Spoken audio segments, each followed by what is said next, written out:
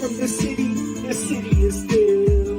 I'm from the city is still. Hey guys, welcome to Pittsburgh. My name's Anthony. Appreciate you joining us. With me tonight, I got two really good friends. I have Michael and Mike, father-son duo, aka Huddle Card Collection. Really awesome, underrated channel, guys. If you have not yet had a chance to go over and follow them, highly suggest you do it. And not only are they awesome at putting out content, but they're even better people. So definitely get connected with these two. They do breaks. They put out tons of content.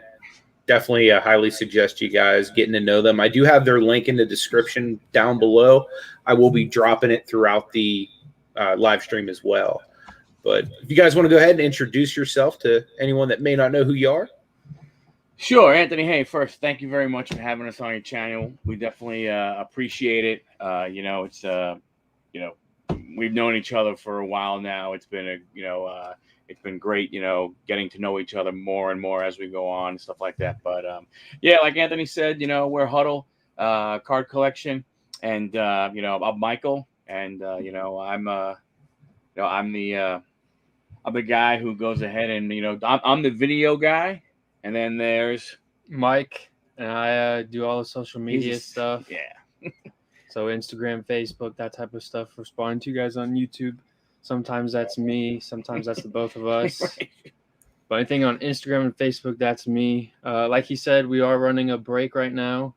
All our information's on our Instagram at Huddle Card Collection. We got a good amount of spots left. Some good teams left too. So if you guys are interested in a baseball break, go ahead and check it out and see if there's anything there you guys like. Yeah, but we're looking forward to it. It's cool. This is going to be our first pack battle against somebody else. Yeah. And I have no expectations of finishing any, at the top. I want to just give your guys' Instagram a shout. If you guys haven't followed them on IG, that's where you will find out about their break.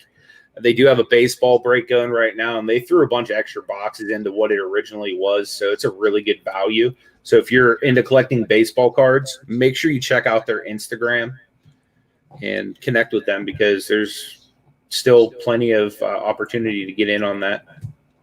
Yeah, and like Anthony says, it started, we wanted to do just a Don Ross baseball 2021.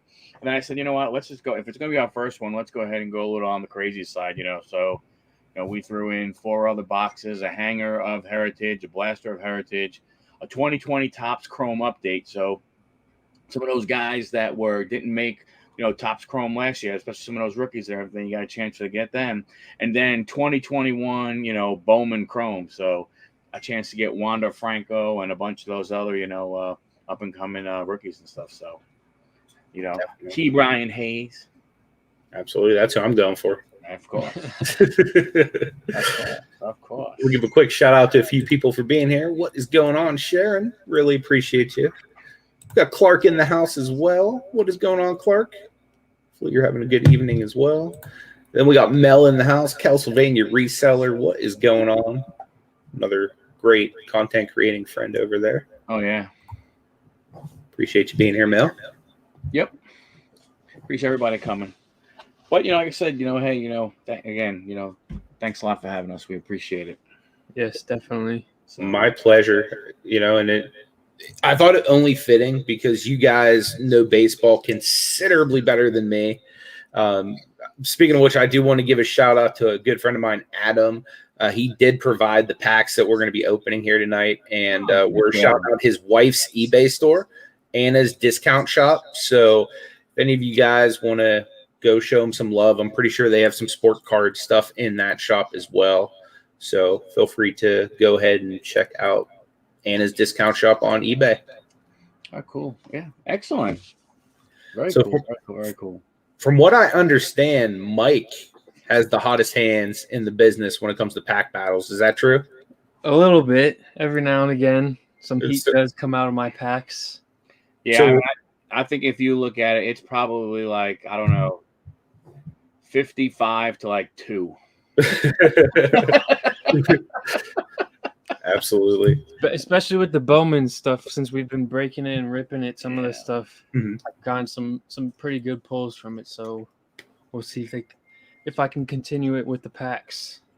That's awesome. Yeah. So out of this specific 2021 Bowman cello pack, is there any specific cards you guys would say would be chase cards or anything we should be looking for?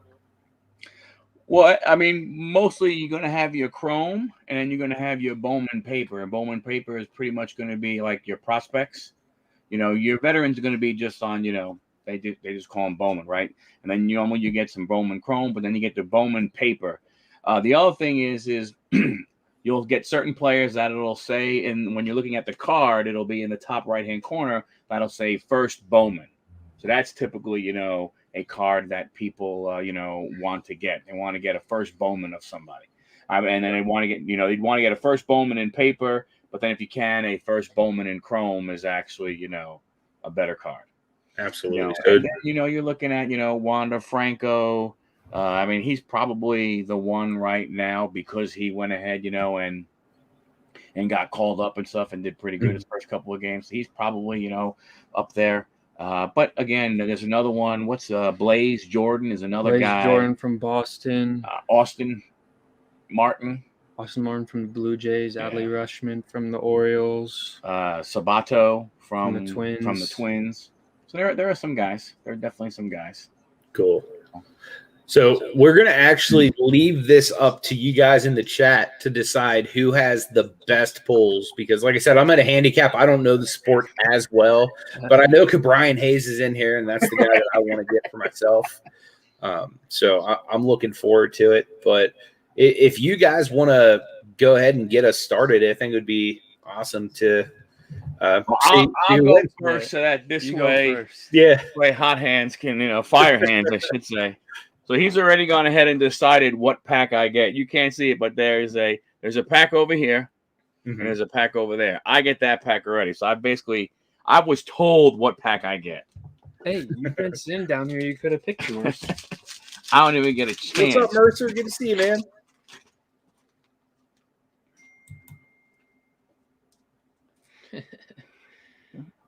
So my camera's on the other side. So you got Anthony Rendon. Good name. Ryan Mountcastle. So there's a good rookie. He was just named Rookie of the Month. Nice. Christian Javier, not bad. Braylon Marquez, Shohei, that's not a bad one to go ahead and have. Charlie Blackmon, not a big deal.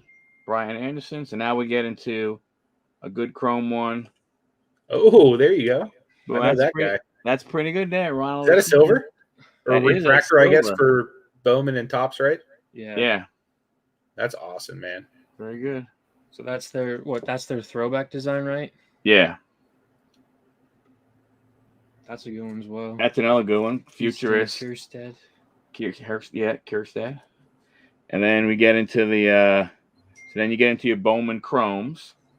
So O'Neal Cruz. Oswald Peraza. Daniel Espino. Come on, give me a first one. Garrett Mitchell. And now you get into your Bowman paper. So you're going to have your regular, then a couple of chrome ones, and then you're getting your Bowman paper. Forrest Whitley, he's hurt, but he was a big-time prospect for Houston. Boom. There we go. Boom, boom, boom. That's one of the guys you're looking for right there. And it says the first. And it says the first Bowman right there. And a lot of times. Yeah, sorry about all the notifications. I'll try to refute that. Don't worry. Hunter Bishop. Bam. Man, that's another. Man, this is another good one. Holy cow. Woohoo. Come on. Now I need a Sabato. No, Jonathan India. That's not a bad one. He's in the big leagues right now. So that's really not a bad pack of cards right there. Maybe I did pick the wrong one. Not too bad. Thank you, Mike, for choosing the other pack. Apparently that thing's not going to mute, but yeah, that was a heck of a pack, man. That's going to be a tough one to beat. All right, So do we want to save hot hands for last, or do you just want to roll with it? No, It's up to you, man. I don't know if you want to build anticipation. He wants to go last. I'll go last. Yeah. All right. So again, guys, make sure you check out their Instagram. You can see it in the back there. There's their break and everything. I mean, we're already at a disadvantage when you got the goat on. Exactly. I got to go through. I have a bunch of older basketball that a buddy of mine gave me, and I got to see if I have any Anderson Varejão's in there. Nice. Shout out to Rip and Gypsy. They're good people. I like them a lot. Yeah, they are good people. All right. Let's see if I can get a Key Brian. That would be really nice. All right. So we got a Mike Clevinger. Looks like I got something silver in there. That's good. Put your hand up a little. Oh, my bad. There Thank you you. Got a Matt Chapman from the A's. Javier Baez. Whit Mercifield. Joe Adell. That's a good one. Yes, that is a very good one. So that's one I. Oh! Oh! By my man, Key Brian. There you go. There we go. You kept the right pack. Spencer Howard. Is that a good one? Yeah, that's a good one. Martel. Or Marte, I mean. Yeah, we used to have Sterling. Yeah. From the Buccos. Juan Soto silver. Oh, nice. Oh, man. That's a Hot nice one. hands, fire hands, you in trouble. We got I don't even know how to say that. Montero. Yeah. Montero. Ramos. Is he playing it? Got a Nick Gonzalez. I think he was like the 6th overall pick. That's a good one. That's a good pick. He's a good player. Hopefully his card would do well. Emerson Hancock, he's another young guy that there are a lot of high hopes on. Okay, so we got a Jordan Westberg, Marco Luciano, Carson Tucker, Emerson Hancock, Another Emerson. Cade Cavelli, and with first Bowman of Christopher Morrill. Is he any good? He's okay. He's up and comer and stuff. So he probably just got drafted maybe last year or so. But it's good. It's a really nice one. So Collection Connection, what up? You can see it. Collection Connection.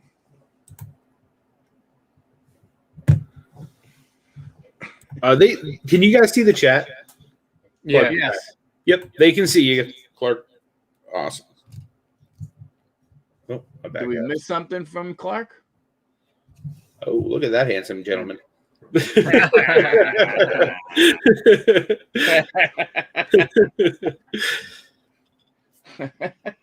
All right, here's all the pressure. Oh boy.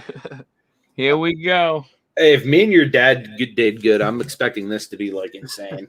Yeah, and you start off with the youngest ever starter in the All-Star game. Yeah. Yeah. Vlad Jr., Oh, Lou Bob, Luis Roberts, Some pretty good players so far. yeah. Freddie Freeman, Tanner Hook, Sam Huff. That's a good one. Dalton Varsho. That's another good one. Brady Singer. I'm not sure. He's okay. Maya.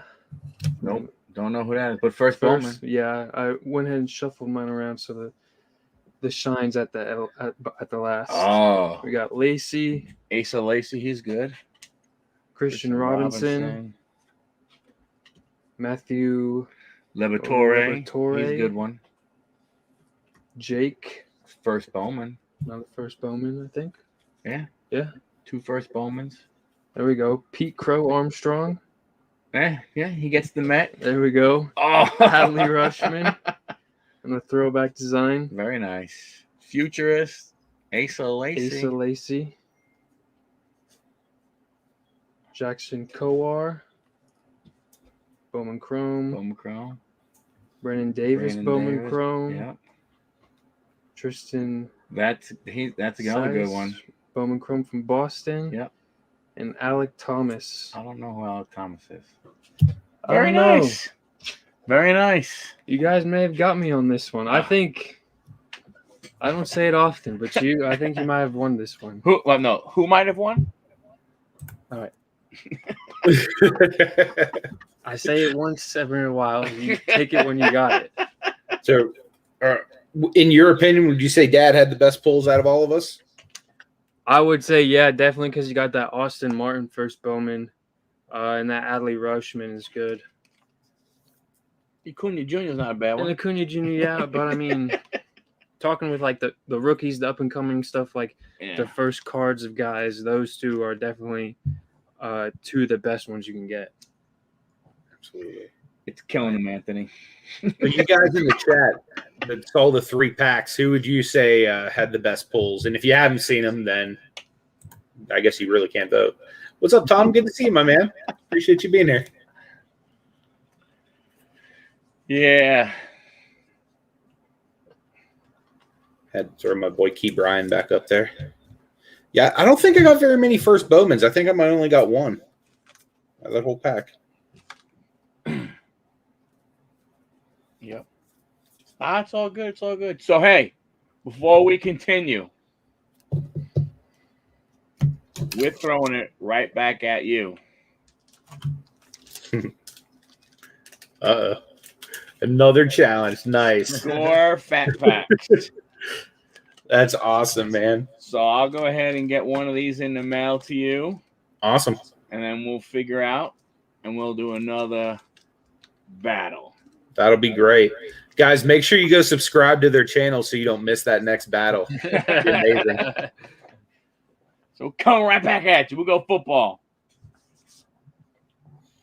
That's going to be awesome. Yeah, so if you guys like football, make sure you stick around for that score 2021 so you can get those Trevor Lawrences. I know you guys are going to be going hunting for some Zach Wilsons. Definitely. Oh, yeah. Mm-hmm. Do you guys think he's going to be a pretty good quarterback? I hope so. Yeah, I mean, I don't know. I mean, with any of these guys, what do you know? I mean, I know a lot of the scouts, a lot of the scouts like them, but I mean, a lot of the scouts, like Trey Lance, they like Trevor Lawrence. I mean, it's funny, out of the 5 that went, there are a lot of scouts that like them. So now some think they may have gone too high, but that doesn't make a difference. Like, I mean, what are you going to do and everything, but we'll see. I mean, I don't know. There are people you hate to hear him compared to, Brett Favre or Aaron Rodgers and that type of mentality and everything. I mean, you hate to hear it at such a young age, but then as a fan of the team, you love to hear it because it's like, oh my goodness. Yeah. I mean, there's a chance, after all the poo-poo we've had, at that position, you might actually get somebody. Absolutely. You guys had to endorse some unique quarterbacks over the years. Yeah, we've had some unique ones. What was your favorite of the worst quarterbacks you've had? My favorite of the worst? Yeah. Tim Tebow. Tebow's the man. Just because I like Tim Tebow. I mean, I just like, I don't know how I could, but he'd have to be the best of the worst, He's one of the few players I actually have a first Bowman of, believe it or not. Oh, wow. Tebow. Yeah, in his Mets uniform. Oh, very cool. Yep. Very cool. Yeah, but I mean, it's been tough. I mean, you look at the stability, your favorite team has had. Mm-hmm. And then you look at our team and it's like, oh my gosh. And then you compound it even more. At least out of our three out of our 4 favorite teams, at least one of them has gotten a new owner with the Mets. Now we just have the worst football owner and the worst basketball owner. Mm-hmm. So if we can figure out, and unfortunately the basketball guy is not going anywhere. Mm-hmm. And the football guy, well, unfortunately, I think the exact same for him. Yeah. So hopefully with football they'll allow Joe Douglas and and the coach and everything to just do their job and get the heck out the way. Yeah, Tom. Yeah, Tom, you do. Yep. That sounds like a plan right there, Tom. Absolutely. So then after the next battle, I guess it's on me to challenge you for best of 3, I guess. Oh, that's awesome. You're from Denver. Nice. Nice, yeah. Yeah. So, I mean, other than that, everything is, I mean, when it comes to sports and stuff, it's there are times when, I mean, it's been tough to be a Mets and Jets fan. I mean, now, there was some very lean years there. What up, Portal and Gray G? See you, bunnies. I'm sure you'll probably see another cat appearance at some point before this is over because he's already made his presence known once. I'm pretty sure he probably needs like his evening can of cat food. Normally, I'm not streaming this late, so normally if he comes up and he's hungry, I don't shoo him away. That's cool. I mean, 2 of our 4 teams this year have made the playoffs and done pretty good. The Islanders and the Knicks. So, yeah, the Knicks were phenomenal this year, I thought. Like, they did. I mean, you guys are big-time fans of the team. So, just like if the Cavs exceed expectations, it's like I'm not overly surprised because, like, I see the potential being obsessed with the team. But, like, did you guys see the Knicks having the kind of season that they had? No, because I didn't think, honestly, I was fearful of Tom Thibodeau because Tom does not like young players. I mean, it's been a thing, right? I mean, he's always had some of an issue with young players. Now, unfortunately, I think he was put into a situation where he had to change, right? Because all you had was young players in New York. But they went out and they got Derrick Rose and everything. So I think Julius Randle played better than expectations. Oh, for sure. RJ, I think he's going in the right direction. He's heading in the right direction and stuff like that. Mitchell Robinson, who knows, right? I think he's just I don't know if we know what he's going to be. I don't know how good he could be and stuff like that, and the one that I was very disappointed about was Obi Toppin, though. Mm-hmm. Yeah, I expected a lot more. I mean, he's probably the most athletically gifted guy in the class. Yeah. Oh, yeah. And it was now, I don't know if maybe he just had nagging injuries or, maybe he didn't play good enough defense. And Thibodeau was like, look, you can do whatever you want on offense, but if you can't play good defense, we're going to have an issue here. That's all that I could think of. But it was, I mean, well, look, the truth of the matter is, at the beginning of the season was like, who's coming out in the draft this year? What lottery pick might we get? Mm-hmm. I mean, that's what, that's just the way it is and everything. But you're looking at your Cavaliers, man. I mean, they, but I mean, they have good players though. Yeah, absolutely. With Sexton and Garland and stuff like that, I mean. I just saw a rumor on Facebook regarding a trade involving Sexton and Kevin Love and somehow getting like Tyler Hero and like Precious Achua. And I'm like, man, that would be disgusting if the Cavs somehow had Tyler Hero. Like, he's just a sharpshooter, like with like the type of rebounding they have on that team. That would just be like a game over type of situation. Yeah. Plus they have the number 3 overall pick, so they can very easily add, some pretty good role players. Let's say what's up to Jason. Appreciate you being here, my man. Yeah, hey Jason. What up, Raja and Mickey? Yeah, I mean, it's the draft is going to be very interesting this year. I mean, I don't know I don't think there's I think it's kind of sort of a little bit like you had this year, where I mean, I think Anthony Edwards went to the right spot. I think if LaMelo Ball gets drafted there, I mean, who knows, right? With D'Angelo being there and stuff like that, and D'Angelo being a ball guy and everything. I don't know if because obviously, look, D'Angelo couldn't cut it in Golden State. If you can't play with those guys and they want to go ahead and ship you out, I mean, that's got to say something. You know what I'm saying?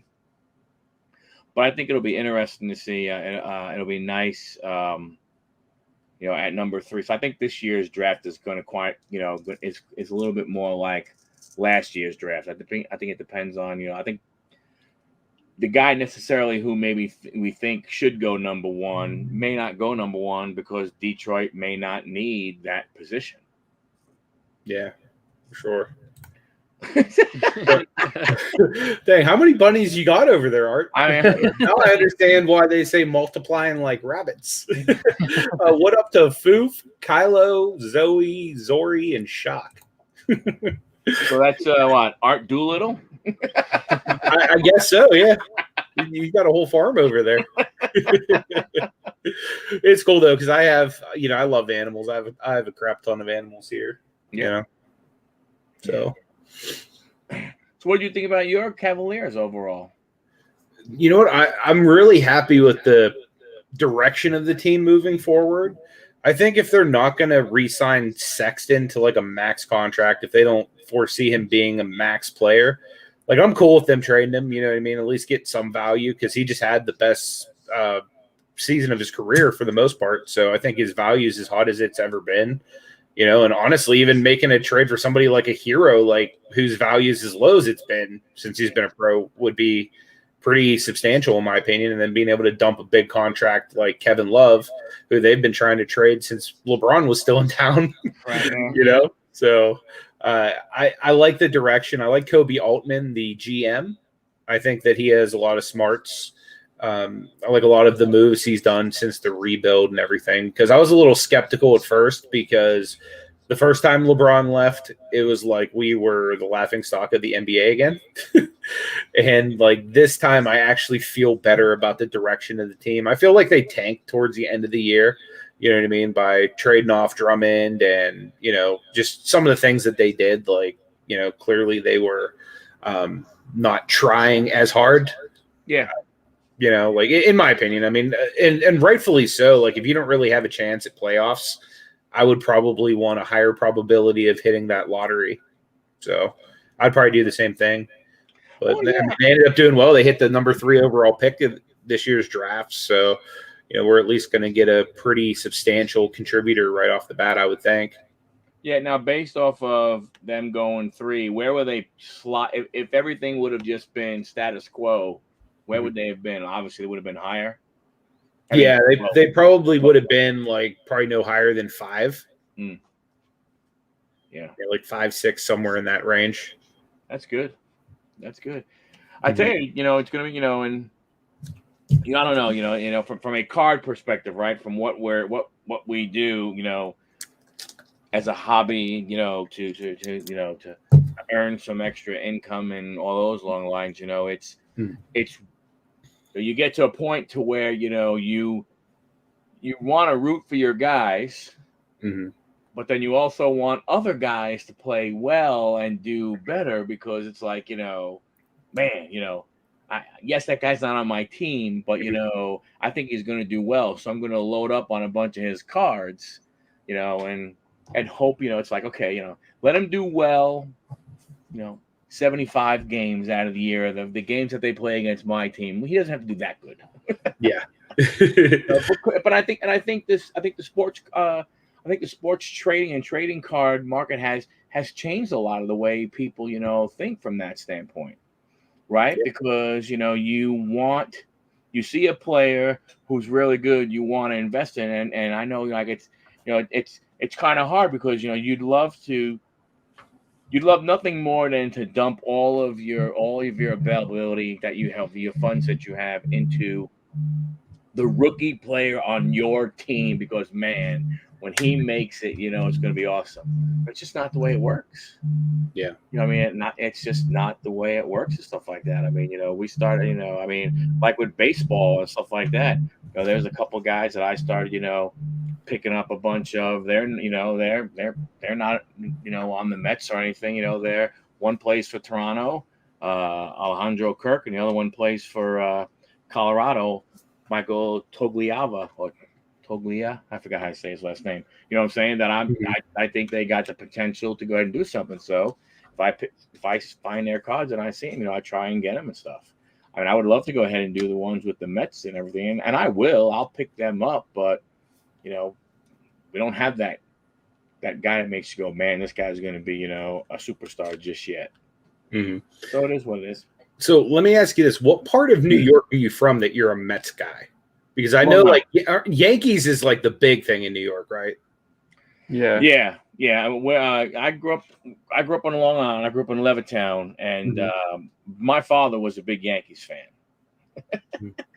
And I was a Mets fan. And my father was a big Giants fan for football, and I'm a Jets fan. Gotcha.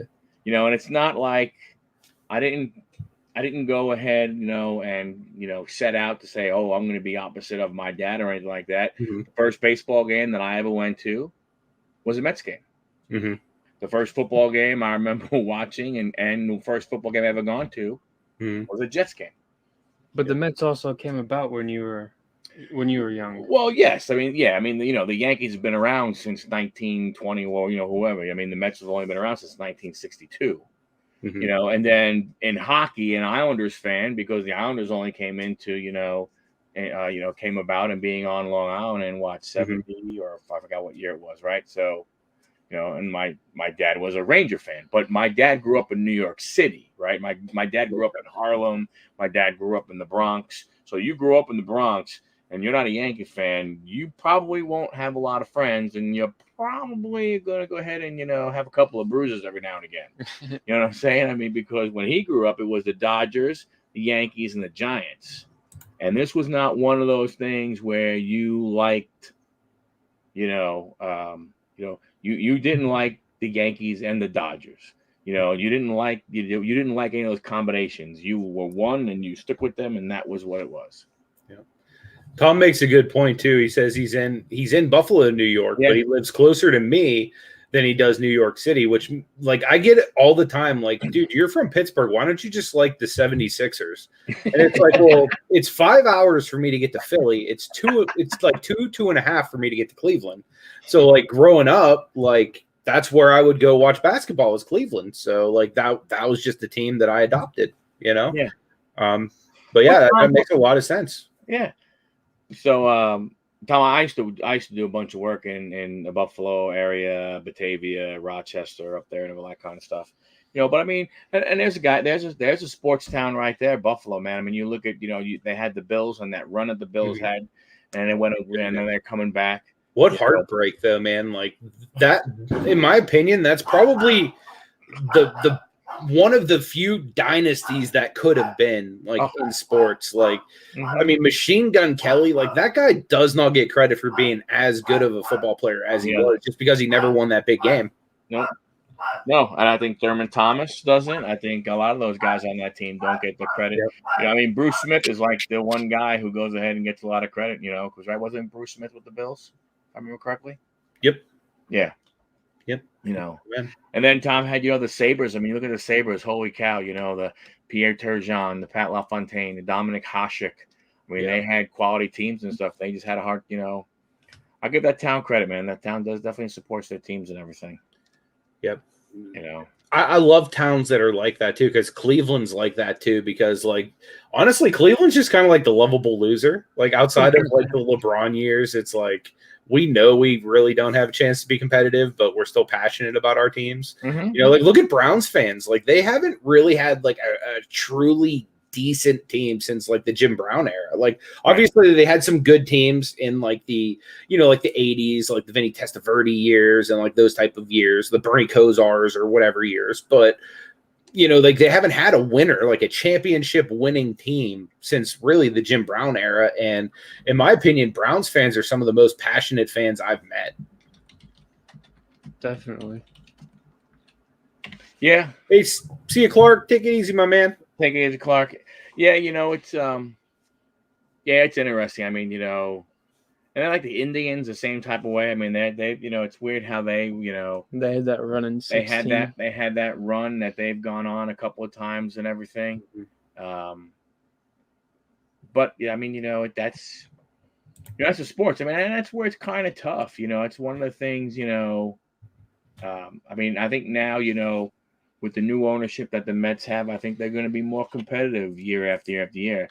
You know, and it's kind of hard. I mean, you know, with baseball, you know, especially, you know, with no salary cap and basically no, you know, no rules to signing whoever you want and paying however much you want to pay. You know, I mean, it's, you know, it's got to be hard. You know, Pittsburgh was such a great baseball town. You know, when La Familia was, you know, and Willie Stargell and Dave Parker and Manny Sanguin and Rennie Stennett and all those guys and everything, right? And then all of a sudden, you know, it kind of, you know, it's like, well, where'd it go? What happened? Like, why all of a sudden does it, you know, like, that's the one thing that's weird about baseball. It's like the good franchises all of a sudden, you know, they go away and then they, you know, they figure out something and they're good, but then they have to get rid of their guys and everything. Yeah. You know, because they're not going to, you know, pay them and everything. Like it, you know, I mean, it was, you know, it was, you know, I mean, the Mets have never, it's weird. You know, we've had some good draft picks and they have stayed with the team and stuff like that. Some got shipped off because they had, you know, problems and stuff, you know, but I mean, when you look at some of these young guys, I mean, I mean, you look at the Washington Nationals, right? They go ahead and they go out of their way. They sign Bryce Harper and everything. They help him get through everything. And all of a sudden he's like, you know what? I'm done with you guys, you know, and stuff like that. So it's hard. I mean, baseball, you know, it's at least football. I don't know. It's funny. Football is supposed to be more competitive, but it just seems sometimes it isn't either. Mm-hmm. You know, but I don't know. I think, you know, it's, the sports, like I said, sports have changed, and I think the way we look at sports, because of the movement and because of us in sports cards, I think we just look at it differently. Like when you look at a player, or when you look at a player's card now, you look at it different. You know, if that player is a good player or a bad player, because you attach you know, you either attach an emotion to it for your PC or you attach an emotion to it for financial. Yep. You know, exactly. You know, so, but it's I don't know, the sports card stuff. I mean, it was something. I mean, you know, I don't even know how did we get started. Why did we get started? I don't know, to be honest. I think you started with Oscar. I think because you were doing some of the mosaic basketball stuff with Oscar, Right. and then you kind of showed me it, and I was like, oh, that's pretty cool because I play MLB The Show all the time. So I mean, you rip packs on there, and you get the high ranked guys to be the better players, and it's like it's a nice rush. Like I was just ripping a whole bunch of packs up there before we got on here, and I was getting some diamonds. I was like, oh man, oh, see, I can just keep going. You burnt all the fire out. I know. Yep. You were done. I did because I pulled. You were done. You were ash by the time you got down I here. did because I pulled 92 overall Garrett Cole and 90 overall Nolan Arenado. So that's where my heat went today. Yeah. But then you started off with Oscar, I think, doing some of your stuff. Yeah. When it started to blow up, and then you showed me, and then we did a couple football things on your other channel. Right. And then we decided to go ahead and start our own thing and have this just strictly be all type of trading cards because we just don't do the sports. I mean, we've done Pokemon, wrestling, soccer, Garbage Pail Kids, Transformers cards. We did Avengers, Marvel. I mean, we got it all. To NASCAR. Be honest. NASCAR. That's awesome. Yeah. I almost bought a complete set of Metal Universe Marvel cards today, but I ended up going with a graded comic book instead. But yeah, talking about those cards got me all fired up to reminded me about that. Yeah. You know, but now, you know, we're starting to do more and everything. You know, we went to, I mean, back in a bunch of months ago, you know, we went to our first card show, and that was, you know, that was interesting. You know, I had gone to a card show many, many years ago. But, you know, going and seeing and stuff and you know, walking around, and, you know, it was funny because, you know, when I first started collecting baseball cards, would have been 1976, 1977. Jeez. And, you Yeah, I'm an old guy. I mean, I'm not a young guy like the rest of you in this thing. I'm a young guy. And I went ahead and, I did a lot and everything. And then I stopped for a while. And then I got back in. Then I stopped for a while. Then, got back in and stuff. But, when I went to a show, like I say, and I'm talking, 20 years ago, not more, you didn't see a lot of, you didn't see as many graded cards as you do now, number one. And number two, you didn't see guys showing up with the big gun card, right? Whoever the big card was back then versus, let's say, I don't know, a Luka, rookie card, talking cards that are, 10, 12 grand, stuff like that. Now, don't get me wrong, there's a difference in value. Back then, the only cards that were those cards were, were the T206 cards, you know what I'm saying? For sure. But even still, whatever the high dollar cards were there, you did not go ahead and see a lot of those. Let's say the big values was $400 or $500. You didn't see a lot of those cards at a card show. And you didn't see and one thing you definitely didn't see is you didn't see a guy carrying a bag with a whole bunch of graded cards, throwing them down and going, "Hey, do you want to trade or do you want to buy these?" You know what I'm saying? Because I think because when you go, you bring cards with you, don't you? I do, yeah. I normally bring at least my slabs, like at least the ones I want to move. Although, like with the way the market's been and how hard it's been to get slabs back lately from most companies. I honestly don't really have any of my own personal slabs outside of ones I just picked up in Columbus this week for sale. Like pretty much like the slabs I have is like my Verjals and my cat relics and like the stuff that like I keep for myself, all of my Cavs and Steelers. But yeah, for the most part, like most of my other stuff's like all basically gone. Because I liquidated all of my non-investment pieces, I should say. Like I'm real big on like certain guys that I like consider long-term holds. Like for example, like Ja Morant. Like most of like the high-end Ja Morant stuff I have, honestly, I just put away. Like I don't even touch. Like it's, once it comes back from grading, that is for the most part. Like I have a Ja Morant auto that like I'm probably like I tell myself now that I'm gonna like wait the long haul for it. You know what I mean? Like, because I think Ja Morant's like that good of a player. You know what I mean? Like, so like I have one of his rookie autos that I'm considering holding for 10 plus years. You know what I mean? So like most of my investment cards are cards that I plan to hold like a minimum of like 5 years because they're players like the Ja Morant, Zion Williamsons, Jason Tatum's, players like that are just going to continue to ascend barring some like catastrophic injury or, God forbid something, happening in their personal life or whatnot. Right. Grunt Dad's in the house. What up, my man? Good to Grunt Dad. What's up? Yeah, but I think you're right. And that's the tricky part of this hobby. That's the tricky part of this, and it's a hobby and it's a business. That, what I'm saying? Most people don't look at a hobby as something that they, there are people out there where,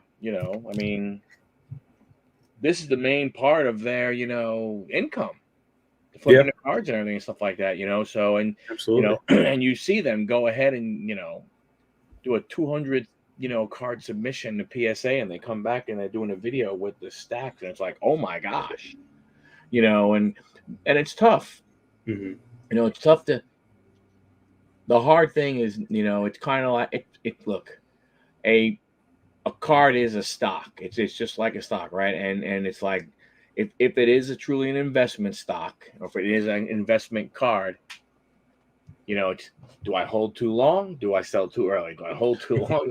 Do I sell too early? And that's the tough part. That's the hard part. That's why you hope. Hard. Well, it is, and that's why you hope that some of the guys you pick are inexpensive guys right now. And they go ahead and they take off because you go, you know what? I got 5 of these. I could sell 2, right? And I could buy smaller stuff, and I still got 3. So even if the guy doesn't pan out and he goes down a little bit, at least I went ahead and got my money out of it because I sold a couple when it was high. Absolutely. From that standpoint.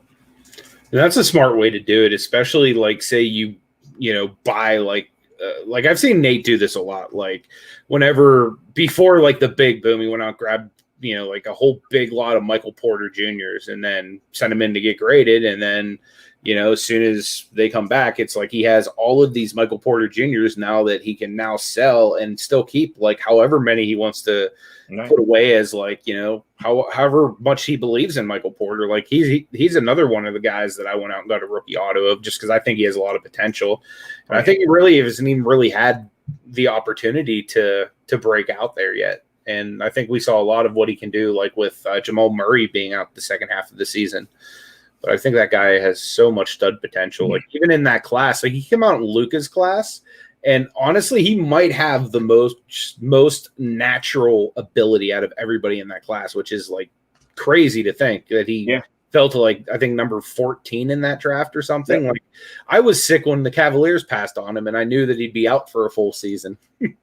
Yeah, I mean that back injury that he had, the back issues he had at Missouri and stuff, cost him there. And that's what it is, I mean, it's it's like, hey, wow, it sucks. I'd love to have him on my team. But wow, his cards have really good value now. So I'm gonna go ahead and get a bunch. And hey, now you can go ahead and kick ass. Do whatever you gotta do. You can go ahead and be a great player now. Exactly. And I think that's that's what it is. That's that fine line, of knowing, I mean, a lot of times it's a crapshoot, right? You think, but I think, I don't know. Once you start going for a player, I mean, you got to go ahead and be diligent about it, be smart about it. Don't just buy to buy, it still has to be a good buy and stuff like that. And, you just need to, it's hard, I mean, a lot of guys study, they try and figure it out and everything like that, and I know it's not as, it's not as easy as it seems. But it's amazing how fickle it is from a standpoint of, you have a player and all of a sudden, they go back-to-back 40-point games in basketball, and you see the price of their card has already started, to go up and everything. It's like, but the guy was only at, like, I guarantee, like Terrence Mann, after that playoff game, I would love to see where his card went. Yeah, absolutely. Because it went up. Definitely. I mean, it had to go up. Yep. How happy are you if you're one of them guys that actually graded Terrence Mann? Right. Like maybe you hit like a high end like tiger stripe Terrence Mann in a break, and you're like, wow, I'm so glad I graded that now. Yeah, but it's crazy how the market is, man. Like I'm fully expecting basketball to come back like hot and heavy too. So like most of what I still have tucked away is basketball, just because the market's been so down that I've just kept buying and like stashing for the most part, outside of like the stuff that we put up in the auctions and stuff. But for the most part, like I've just stashed away most of my basketball, like even going to most card shows and stuff, in Pittsburgh, Cleveland, like PA, Ohio, different states, like a lot of like their higher end basketball guys, like there's some vendors that are like, oh yeah, I'm not selling Luka right now. I'm not selling Zion, like, because they know that those cards are going to bounce back, and like the value that they're at right now is just not really worth selling at. Now the stuff you have hidden away, are you going to be bringing any of that out at Nationals?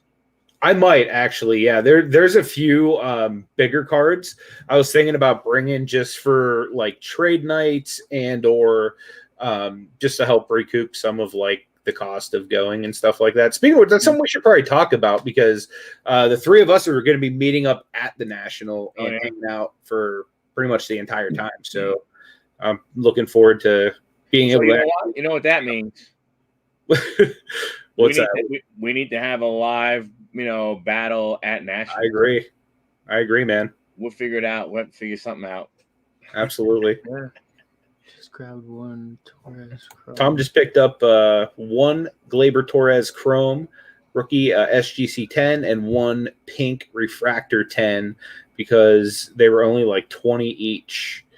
He wants to know, did he throw his money away? What do you guys think? So they're graded at one's graded at a 10, and they're both graded at a 10. Yeah, SGC 10s. Yeah, $20 each.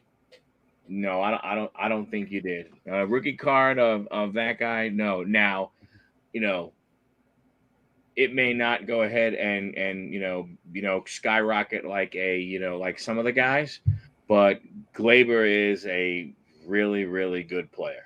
I think baseball's been very weird this year. There are a lot of good players that are dragging butt, man. They are doing like really really bad. And I mean, about we have 4 or 5 of them are on the Mets. right. Like you have Francisco Lindor and everything, who his batting average goes between 219 and like 212. And so I mean that's 70 points or 60 to 70 points off of his normal. Mm-hmm. So a guy like Glaber, I think baseball, you're looking at it right now while they're still trying to figure out what is going on. I think a lot of batters are down, and if you can get a graded card, let's put it this way, Tom, okay, an SGC 10 for $20 of a chrome rookie card and a pink fractor rookie card. What does it cost to get a card graded? 30 at SGC. Right? So, I mean, you paid less than what it costs to get it graded. I think, I think that's a good, I think it's a good thing. Again, baseball to me is very different than basketball, and a football. And the reason why I say that is this: with the baseball season being so long and a rookie guy comes up, a lot of rookie guys don't do as well as they will in, let's say, a rookie that comes out in first year in basketball, a first year guy in football, right? Those guys tend to be able to make an impact right away when you look at what it is. But when you look at baseball, when you think about 30 teams, 25 guys on a team, the number of players and everything, and if you're a pitcher, you're only one every 5 days and everything. So I mean, the amount of rookies, it's tough. The thing, I think, if you look at it, when you look at some of the value of baseball cards, a lot of it is not guys that did great their first year. It's guys who maybe didn't do that well and then all of a sudden came up. Everybody, Mike Trout. Everybody remembers, Mike Trout. Vegas Dave, $1.4 million, all sorts of stuff. People forget the first time Mike Trout came to the major leagues, it was not good. He got sent back down. You know what I'm saying? So it's one of those, type of deals. You know what I'm saying? Stay the course. But I if I would have seen those two cards, I would have picked them up in a heartbeat. And he's in New York, and that guy's a New York Yankee. So Sharon was asking, is the show we're talking about the Dallas show? No, the show we're talking about is the National Card Show. It's in Chicago this year. However, Dallas is doing a card show like monthly / bi-monthly at this point, and it's actually probably even bigger than the one we're going to at this point, which is crazy to think that Dallas has outgrown the National, because the National is kind of like the Super Bowl of like sports cards and collectibles and stuff. So I'm super excited about this one. Like this is going to be the biggest one I've been to. Like, you know what I mean? I think the biggest show I've been to thus far is probably 100 tables. So this is going to at least 5x that, which is going to be just insane. Well, let's see. We went, what was it? Maybe 30 tables, the one we went to? Probably, yeah. Yeah, so it was a whole big 2 rooms. Sharon, I may be coming into Dallas in August or September. There's a good chance. So if I come in for that show, I'll definitely let you know, and I'd love to meet up with you. That'd be awesome. But yeah, I'm definitely trying to get out for one of those at some point this year. Definitely. Very cool. But I couldn't pass on the opportunity to hang out with Huddle at the National. When I heard it was going on, I knew just just the experience of going and stuff like that, and just seeing. I know, honestly, part of it is for me is quite. Yes, it's finally meeting guys like you in person and some of the other guys that we hang around with in chats and in lives and stuff like that, right? But to me, it's going to be, truthfully, to see some cards that I know that I probably will never be able to own. Yeah. And I probably won't even be allowed to pick them up, but I could look at them through glass and go like, wow, there's a Michael Jordan rookie card. Or And there's there'll probably be hundreds of them there. That's the crazy part. Right. Yes. That's it. And wow, that's a LeBron. Oh my gosh. There's a Kobe rookie. A Shaq. Like, you know what I'm saying? It's going to be one of those types of things and go, holy cow. I'm actually, a foot and a half away from a Grail type card and everything, So that's one of the things that I'm looking forward to, just seeing that type of stuff. Yeah, me too. Absolutely. Because we didn't, you're not going to see that, we're not seeing a $12,000, Luka at the what is it? The Hilton Garden Inn show. Yeah, exactly. Even some of the Pittsburgh shows, like there's always good stuff, but the Pittsburgh shows are very heavy in Pittsburgh stuff. Like, obviously, like any show, like should have a good local fan base because clearly you'll sell the most, like Steelers, Pirates, and Penguins in Pittsburgh. But some of the other shows I've been to, like in different parts of Ohio and in different states, it's like just an abundance of super, super high-end stuff. And that's what I'm kind of expecting from the National, is just like crazy, like high-end stuff to where it's like, I feel like part of it's going to be like I'm in like a sports card museum seeing some of these cards. Yeah. Like you said, like I'll never be able to afford that, but man, it's like literally like so close I could touch it if it wasn't like protected by glass. Right. The damn piece of glass is right there, or else, oh my gosh. Yeah, and it's true. I think that's that's the awe of going to, something like a National. Absolutely, Tom. I completely agree, man. Tons of awesome people in this community. And if anybody is going to be there, definitely come say what's up to myself. Come say what's up to the guys over at Huddle. Oh, yeah. Gary's in the house. What's up, my man? Gary. Good to see you, brother. What's Always up, a pleasure, my man. Yeah, I think that's what it is. It's going to be weird. What's happening, Gary? Speaking of which, do you want to give a shout out to your other channel? Now that we're here, I do have that linked in the description below as well. But you're being called out by your other name. So do you want to give a shout out to your other YouTube channel as well? So my other YouTube channel, I'm a part-time reseller, and I am the Thrifting Goomba. So my other channel is a Thrifting Goomba. That's where you can go ahead and see and everything. And he does a lot. What are your shows?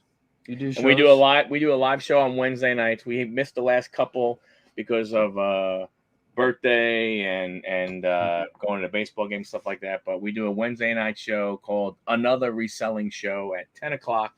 And we go between my channel and Oscar, who go by El Cubanazo. That's awesome. But getting back to National, to me, what's going to be weird in a way is like walking around and all of a sudden going, hey, that's Smash. Wait, that's Deafness over there. That's so and so. That's this person. That's that person. It's not like It's not like people that are famous and everything. It's not like people that have millions of subscribers and that type of stuff. It's just the fact of it's like you see them, you follow them, you watch them, you learn from them, and all of a sudden it's like, oh my gosh, you're right there. Exactly. I'll give a shout out to Deafness too. Deafness 45 for those of you guys who have not heard of him. He does mainly live streams. He does auctions. I consider him to be like the godfather of like the auction community because like it was his channel that I first found that was doing card auctions. Yeah. So the auction you see us do every Sunday was literally just like a copy and paste of what he does over on his channel every Tuesday. But he has a lot of other stuff. But one thing I will say for Deafness is the guy that you see on his YouTube channel is exactly who he is in real life. Because there was just in May a meetup in Cleveland, Ohio, over at Rip and Gypsy's house. And like literally, like they're not about like, come to our auction, spend money, like they're like, hey, come be a part of a card family. Like that's the awesome thing. Like that's what's so cool about the community that we're a part of here is it's genuinely like, hey, like you're not just Huddle Card, you're Mike and Michael. You know what I mean? Like we just become friends, Well, and I think what's amazing is you look at it from a standpoint of is and you talk about like the last one, the 24-hour one at Rip and Gypsy, and they open up their home. It's not like they're a business and they have a card shop or anything, and they're like, hey, hey, you guys can come, but we're gonna go to the card store. I mean, they opened up their house. Exactly, and they just a whole bunch of people they had not even met yet in person. No. Like come on into our house, and like they were wait, who are you? Hey, I'm Pittsburgh. Who are you? I'm I'm whatever the name is, this, I'm Cueto, I'm this guy, I'm that guy, and it's like, oh my gosh, that's so amazing about some of the people we've gotten to meet and everything, and we've met some other people. My gosh, where the hell that work? We met some other people, Matt Hollis, another Hollis build, and Jimmy from Redbeard Breaks, stuff like that. I mean, it's the same type of thing. It's like all of a sudden, it's like you go in, you chat, and then the next thing you know, it's like, hey man, if you need anything, here's my friggin' phone number. You get a text when next, you're texting, you're calling back, hey man, what's going on, so on and so forth. So it's weird from that standpoint, how this community, it's truly amazing.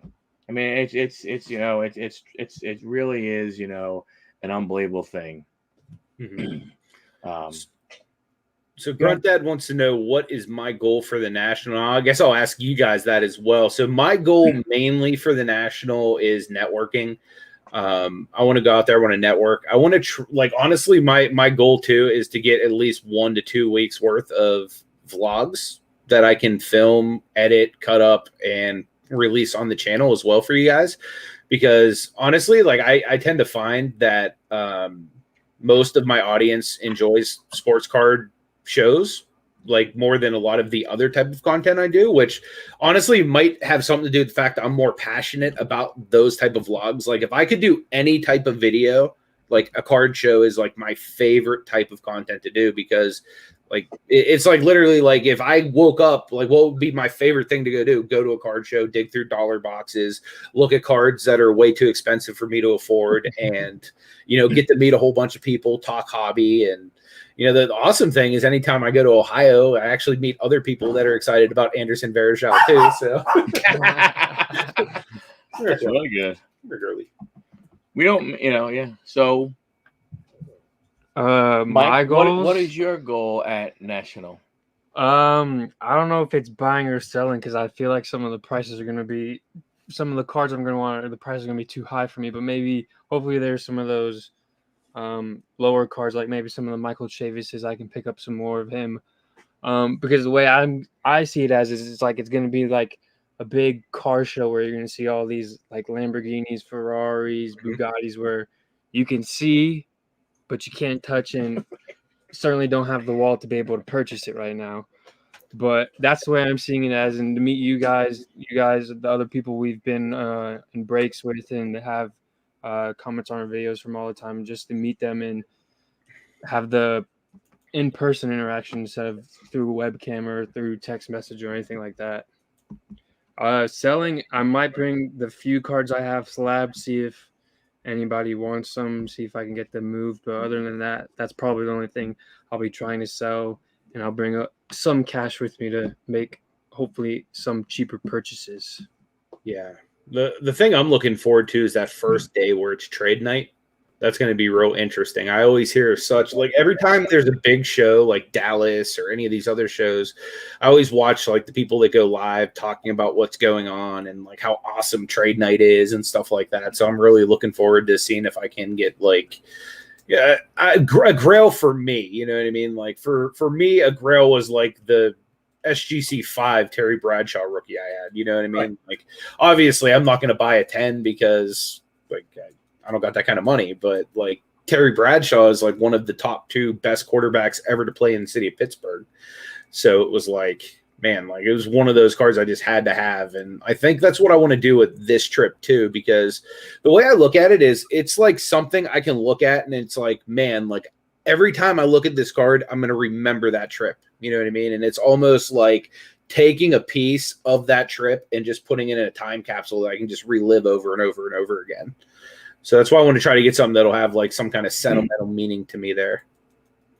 But I would imagine for the most part, it's going to be mostly higher end stuff because normally it's like $400 to $500 for like one table there. So I was just thinking logistically, if I were to go sell there, as much as I love bargain bins and stuff, I don't know if I could justify putting out bargain bins because I don't know if I'd make enough money for this, for like the space that it would take up. Yeah. But I'm hoping that there's going to be bargain bins out there because like that's how I make the majority of the money I make is because I'm like the bargain bin hunting king, man. Like I go to every single card shop in Pittsburgh. I go to like all the ones in Ohio, just trying to get all the, you know, the heat that everybody else like undervalues. Yeah, that's something that we need to do. We need to do more of local card shop stuff. Chris, what's happening? What's up, my man? Good to see you. Canada's finest in the house, my man Hobby Beast. See me, you know, it's funny.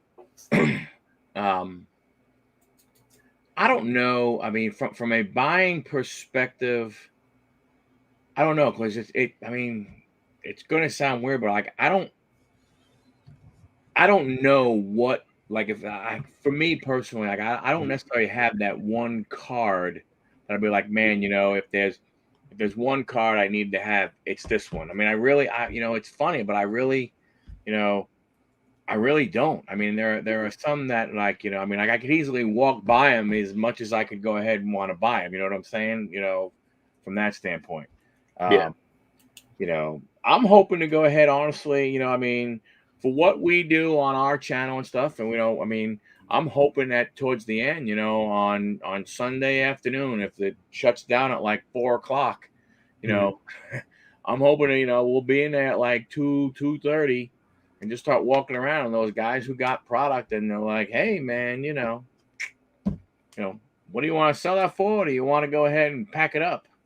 You know, which do you want to do and stuff? You know what I'm saying? So, you know, so from that standpoint, you know, but to me, it's more about, you know, it's definitely going to be more about, you know, seeing everybody, you know, and getting to go ahead and, you know, actually, you know, say hello and be like, hey man, you know, so on and so forth, you know, from those, you know, from that standpoint, you know, from the networking, you know, standpoint, and just getting to know people.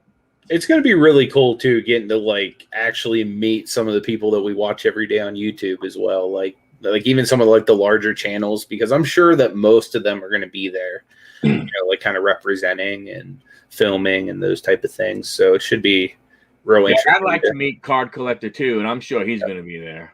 Yep. I actually was just at his shop the other day, and I didn't get to meet him. I was so bummed. But he was in a meeting inside of his office.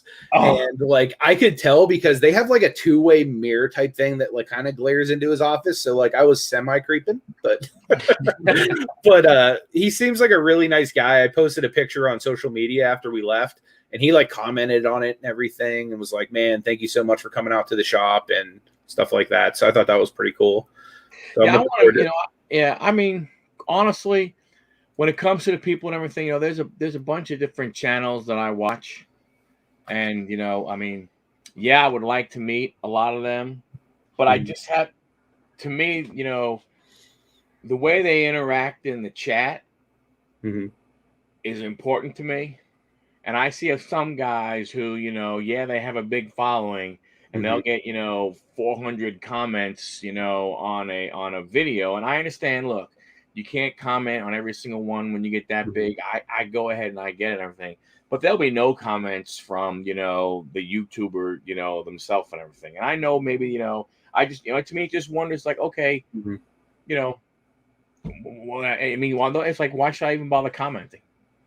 I mean, just, you know, and I'm not saying that I get, you know, upset, you know, if I comment and somebody doesn't say, hey, thanks a lot, thanks for watching, so on and so forth. But it's like when you don't see it at all, like when you run through and you look at 100 comments and everything, and there's not one from the person who made the video, I don't know. I mean, like I said, I don't know if that's a good problem or a bad problem. I don't know if it's a good problem because you got so much stuff going on, or if it's a bad problem, because people don't care and stuff. But I don't know. It's I think it could be a little bit of both, because honestly, I'm guilty of that sometimes, and I'm not even that big of a channel. You know what I mean? Like, but it just depends on what's going on in my life too. You know what I mean? Like, for example, like 2021 hasn't been the best of years in the Anthony world, but so there's some days where like literally I just have to shut down my brain. You know what I mean? And of course, sometimes I might even go 2-3 days or maybe not even get back to stuff. So like I kind of understand it to an extent, but like, yeah, I agree. Like, you know what I mean? Like, you should, if you're able to, try to get back to every single person. Oh, absolutely. Yeah. But yeah, I mean, honestly, I fell on that too, so I can't even like front and be like, like I don't. No, I absolutely do. Well, I think it's different when you look at something. When you look at some of these guys, and that is it. Like, that is all they do. They do nothing else. You do the flea markets, you do the storage auctions, you do all those other things, right? I guarantee you, if your laser 100% focus was just on this. Oh, if I made a living on YouTube, like I would be all over the comment section and be live 24/7 and like all of that stuff. But like just being able to get a video out every day is sometimes like super challenging for me. Yeah. Yeah. But it's good. I mean, like I said, looking forward to, just like I said, I think it's just going to be, I think it's going to be cool to walk around and, like you said, look up and see a card collector too sitting there and go, holy cow, that's, or whoever it is. I mean, I'm not saying, I've heard he's super nice in person. Gary V. I don't expect. That'd be cool, I don't expect to see Vegas Dave. Dude, speaking of Gary V, man, like, would you be down for that guy to buy your team, the Jets? Yes. Heck yeah. Yes. He would turn that thing around. I think. Like he would. Oh, you guys would win a championship with him at the helm. Oh heck yeah! Because he cares about the team and wanting to win. Right. He's not there to, let's just get this guy so we bring in more tickets, and who cares if the rest of the O-line and offense is awful, as long as we got this star quarterback people are going to watch. He wants the team to win just as bad as the regular fan just watching the games from their house. Because he has that personal connection from when he was a kid of, this is the first team I saw. This is the first jersey I got. I love this team now. And I think that's how you look at owners, the people that, you wonder about, like you have with your Cavaliers, you have Dan Gilbert, and you wonder, was Dan Gilbert ever a fan? I don't know, man. Like, there's so many people he just make so much money from Fathead that they're like, you know what? I don't know what to do, but let me just go buy Cleveland Cavaliers. You know what I mean? I mean, it's it's like with the Mets with us.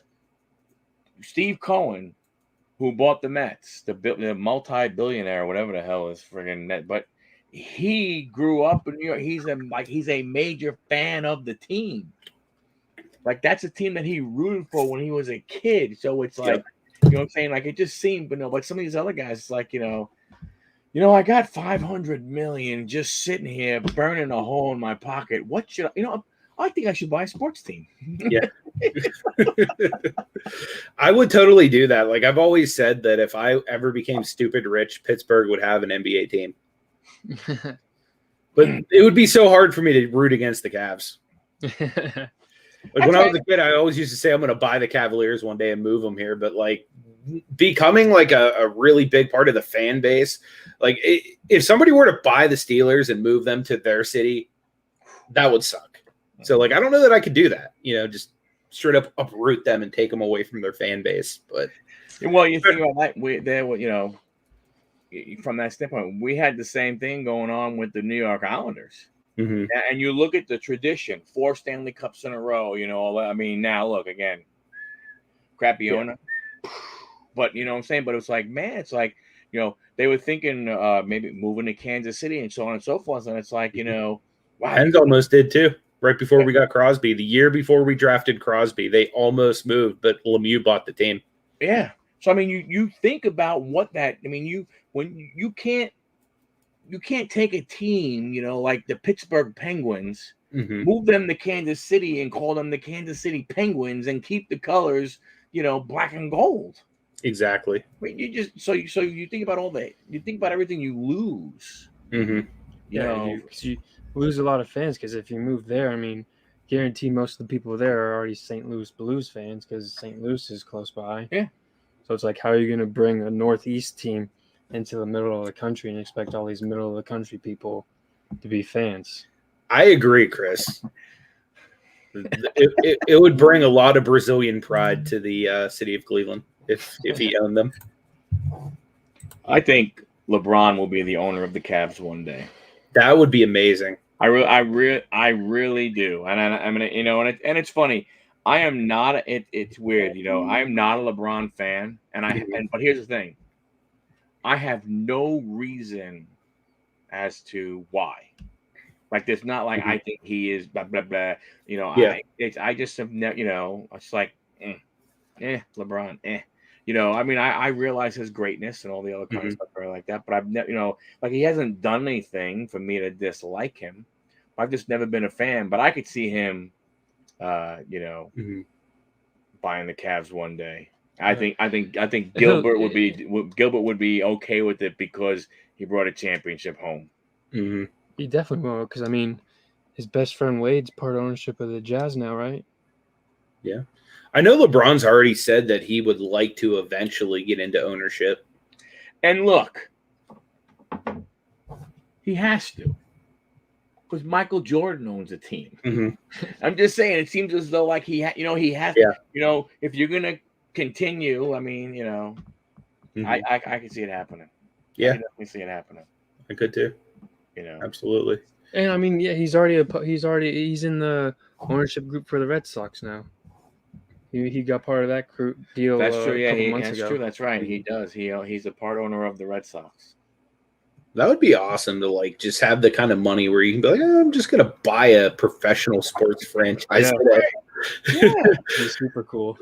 Like, that would be crazy. Yeah, that's what I'm saying. You're sitting there and you just, hey man, I got like 300 million. What should I? What could I do? I got 300 million. It's just sitting here. And and the thing is it's like how do you make that first phone call? I don't even know. You know what I'm saying? It's like, I can understand like him calling, like Dan Gilbert, they have a relationship, right? But he's like, hey, hey, call the Red Sox. Let's see if we can strike a deal with them and everything. It's crazy. But the guy who bought you mentioned the Jazz and Wade going there. The guy who bought them is a Jazz fan. That young billionaire dude. That's true, Chris. Touche. Yeah. So. Yeah, definitely. So let me ask you guys this before we wrap up here. Is there anything that you would like to promote with anyone that is watching currently or will rewatch this video? Just our break. I'll give it to my PR guy. Go ahead. PR guy, take over. Just the break we've been running since the start of June. I think we opened up at the start of June. Yeah. It's a 2021 Donruss Hobby Box. It's a blaster right here. Nice. It's a hanger of 2021 Heritage with the goat on the front, Jacob deGrom. A blaster of Heritage. A mega box of Topps Chrome 2020 Update Series. And then to wrap it all up, a 2021 Bowman blaster, which this one could have some good stuff because when I pull from these, that's where the most of the heat comes from. So you get some good stuff from here. But all this information for this, we have a short up on our YouTube channel once you get to our page. Has a breakdown of all the prices. Instagram has the prices. Facebook has the prices. Even our Discord at Huddle Card Collection there too. You guys can join. All our information for breaks are there. Our posts. We got different channels for buying and selling cards and trading cards. If you buy 2 teams in this break, you get 10% off. 3, you get 3 or more, you get 15% off. As you see there, I mean, the White Sox are still left. I mean, anything like Chicago White Sox, $14. You get every card out of those 5 boxes for $14 sent to your house. You could get the whammy Good deal. Luis Robert. Yes, you can get You made your $14 back right there with that card. And any Luis Roberts, you make your $14 back right there. Yeah. So there's still some pretty good teams left. We're just trying to fill it. Like, price is there is the only price you pay. Shipping is included in that. And then once we get it filled, we'll send out the information of where to send the money. And then once it's filled, we'll set up a time to break it as well. But yeah, subscribe to us, follow us on Instagram, join our Discord too. We would like to grow that so it's easier place for people to connect and talk, so you don't always have to talk through YouTube or Instagram DMs. We have got different channels there for almost any type of trading card collectible thing. And we have options in there where you can talk about buying and selling and trading. But other than that, we really appreciate you letting us on here. Yeah, and Anytime. You guys are always welcome on this channel. Once we get that fat pack of scores sent to you, we gotta set up a battle on our channel for a time. Absolutely. So, is there a certain one pick you want? yours. So we'll go. Well, you point them out 1, 2, or 3. Hold them up higher. So 1, 2. We'll go with 3. 2. 2. Yeah. All right. That'll probably have nothing in it because I picked it. That's the way it always works. This has the Zach Wilson in it right there. Nice. I'd be happy if I got a Najee Harris retro rookie out of there. Those are the ones that I'm always like super keen on trying to get out of the cellos, the retro rookies. I really like those throwbacks. That was a great pick for you guys. I was hoping we were going to snag him. Yeah, I'm really pumped about him, especially with the lack of the run game we have. I'm just hoping our offensive line holds up long enough to where we can utilize him properly. Yeah, I thought he would. I was bummed because we were hoping he would make it to the what's the one?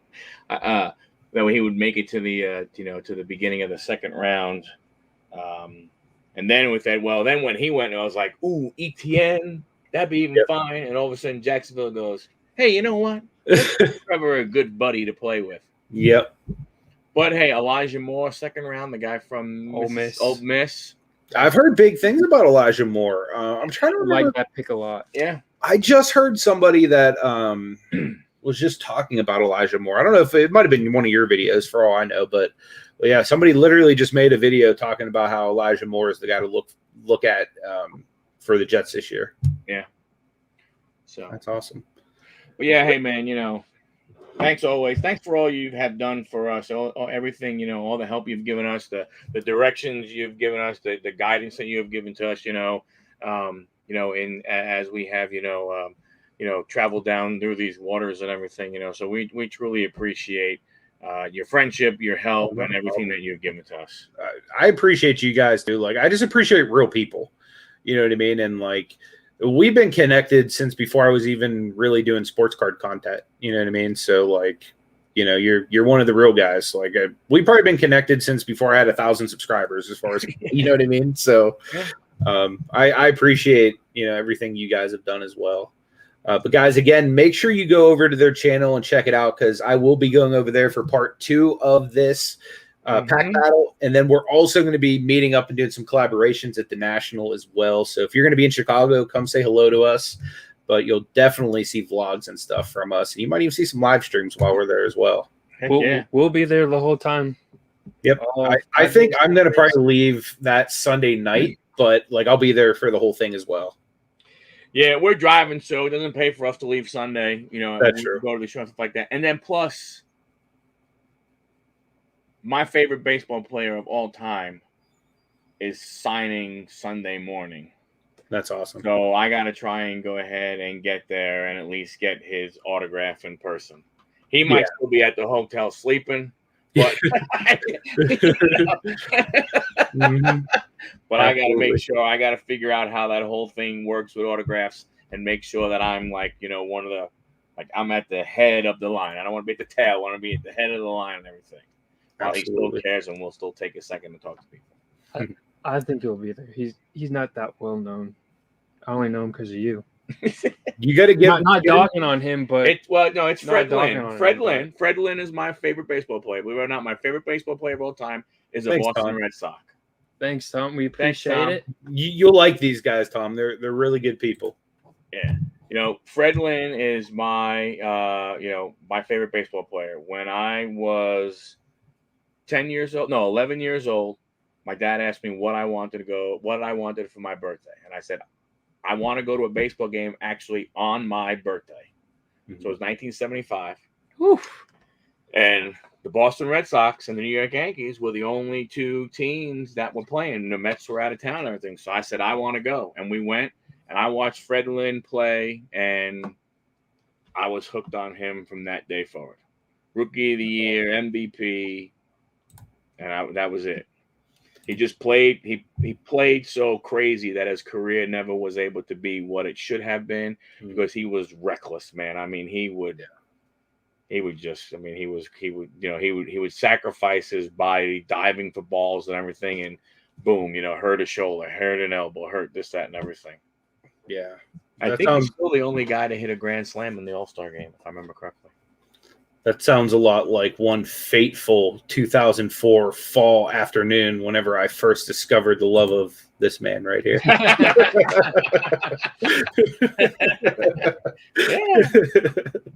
And yes, I have multiple Verjao in there now. I have a sickness, guys. I'm collecting even Verjao pictures on my computer. It's all good. That's what it's all about. That's fandom. But we appreciate everyone who came out tonight. Again, please go follow my guys over at Huddle Card Collection, and we will see you guys later on.